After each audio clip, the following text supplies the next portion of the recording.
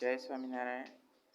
હું મિહિર આજે એક નવા ટોપિક પર ચર્ચા કરવા આપની સમક્ષ આવ્યો છું. સૌ પ્રથમ તો આપ સર્વેને આ સેવકના જય સ્વામિનારાયણ.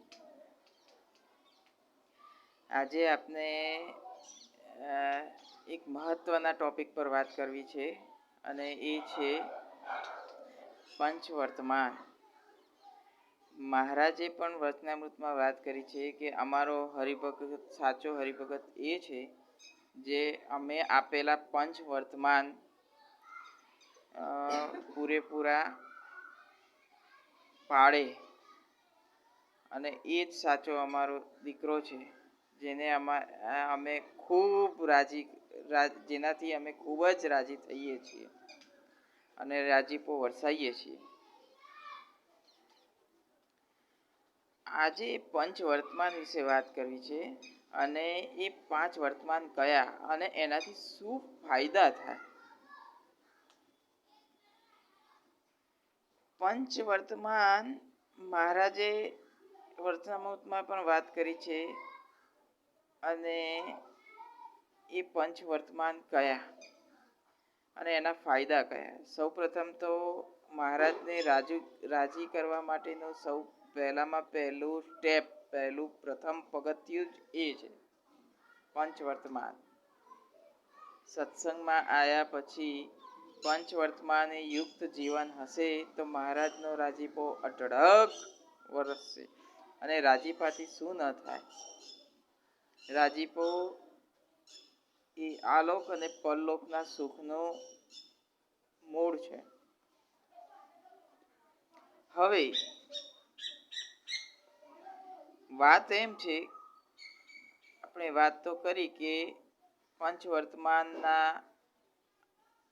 પાળવાથી રાજીપો મળે છે અને રાજીપાના ફાયદા શું.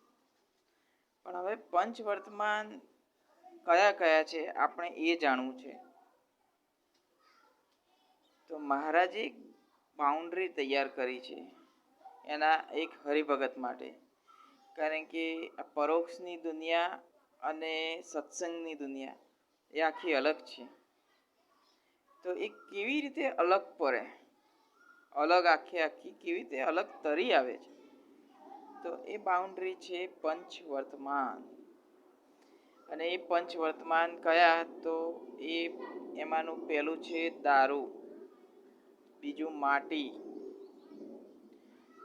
ત્રીજું ચોરી,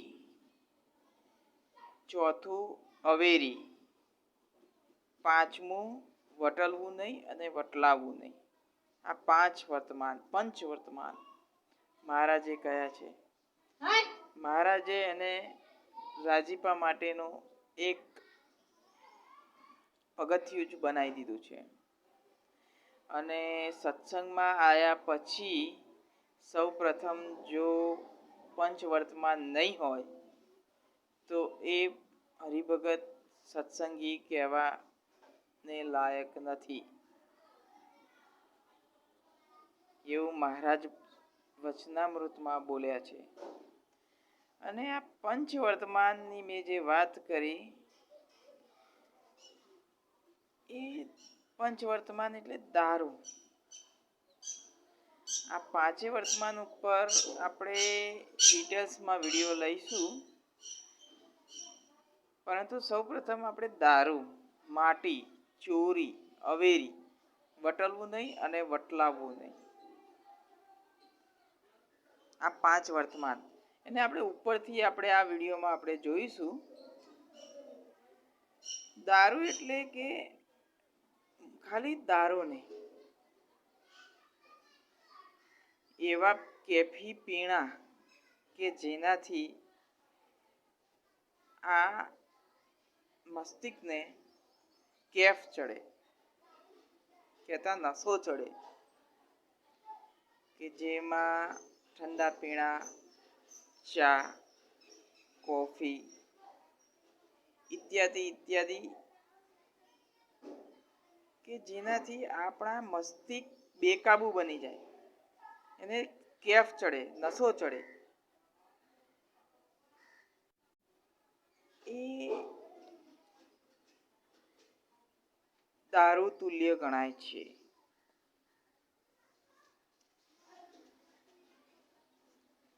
બીજું, માટી.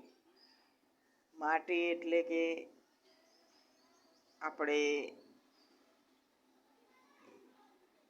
ડુંગળી, લસણ અને હિંગ ને આપણે સત્સંગમાંથી અવૈધ કરેલું છે,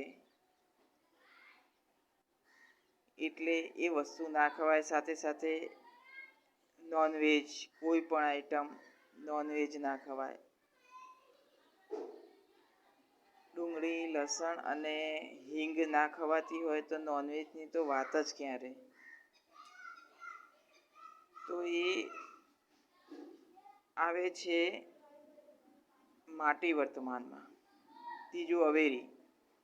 અવેરી એટલે શું? અવેરી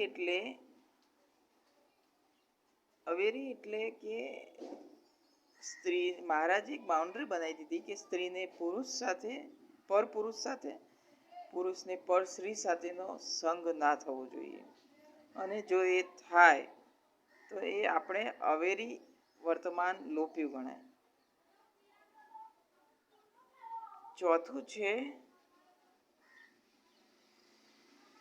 ચોરી. કોઈ પણ વસ્તુ અણહકની લેવાય નહીં, અને અણહકની વસ્તુ લઈએ તો એ ચોરી ગણાય છે. તાકી આપણે ચોરી વર્તમાન લોપ્યું કહેવાય. અને પાંચમું છે વટલવું નહીં કે વટલાવવું નહીં. કહેતા આપણે મહારાજના આશ્રિત થયા પછી મહારાજ સિવાય આપણે બીજા કોઈનો ભાર રાખીએ